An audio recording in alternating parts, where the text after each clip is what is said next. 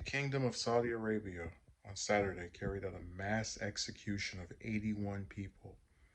The country's state run Saudi press agency reported the 81 individuals were convicted of terrorism and capital crimes, including the murder of innocent men, women, and children, according to Saudi's Ministry of Interior. The executed individuals were guilty of committing multiple heinous crimes that left a large number of civilians and law enforcement officials dead, according to the press agency. In addition to murder, the convictions also included kidnapping, torture, rape, and smuggling weapons and bombs into the country. Specific crimes the individuals included membership in terrorist organizations such as ISIS, Al Qaeda, and the Houthi rebels of Yemen, targeting Saudi residents traveling to regional conflict zones to join terrorist organizations, targeting members of the Saudi government, killing and maiming law enforcement officers, and vehicle targeting police vehicles with landmines. The executed individuals were arrested and tried in Saudi courts.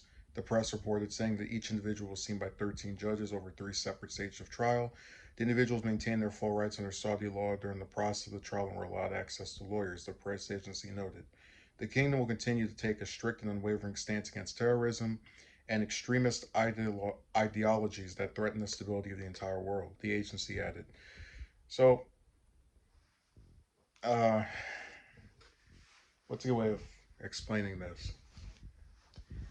Let's pretend that there's no doubt, because I already said before I don't like the Saudi Arabia government, but let's just pretend that I believe entirely in what they're saying about how there were 3 separate trials, 13, um, you know, judges, all this different stuff about access to lawyers, complete process of, you know, being investigated in terms of your involvement in a crime, due process, right?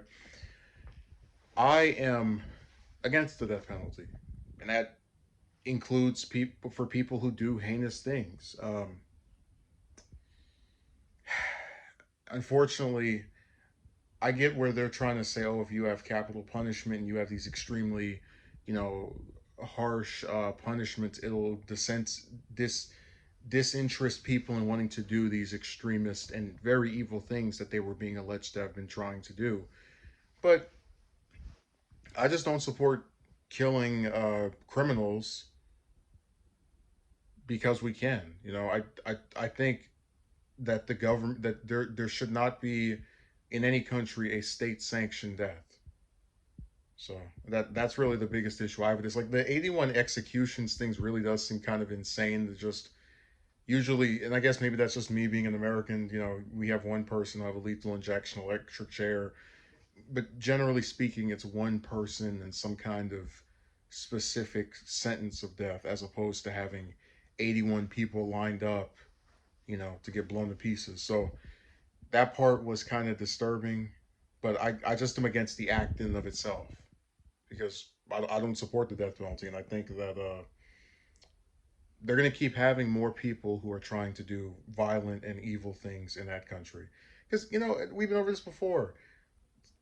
The Saudi Arabia government is violent and evil. Like, look at what they've done in Yemen for 6 years. So don't go on your high horse and tell me about how you're stopping the terrorists. You are the terrorist when you bomb hospitals and starve children and create the worst humanitarian crisis in the world. You can't preach to me about how your government is trying to root out radical ideologies, and you're doing stuff like that in other countries, and you think it's okay because it's out of your borders. So they're just not some team I tend to root for or support. I don't endorse people trying to do the things they were alleged of doing, but I also cannot ever really say I'm on the side of the Saudi government. They're just bad people who took out other probably less powerful but still other awful people, and they're using state sanctioned death to be able to accomplish that goal.